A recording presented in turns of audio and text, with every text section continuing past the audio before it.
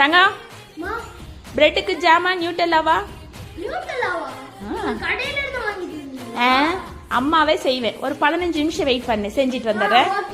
250 gram அளவுக்கு நிலக்கடலை எடுத்து நல்லா வறுத்து தோலெல்லாம் நீக்கி எடுத்து வச்சுக்கலாங்க. அடுத்து ஒரு 20 முந்திரி பருப்பையும் வறுத்து எடுத்துக்கலாம். ரெண்டையும் மிக்சி ஜார்ல சேர்த்து கொஞ்சம் கொரகொரப்பா அரைச்சிக்கோங்க. நிலக்கடலையிலிருந்து எண்ணெய் பிரியறதுனால லைட்டா மிக்சி ஜார்ல ஒட்டும். அப்பப்போ ஒரு ஸ்பூன் வச்சு எடுத்து விட்டுக்கோங்க.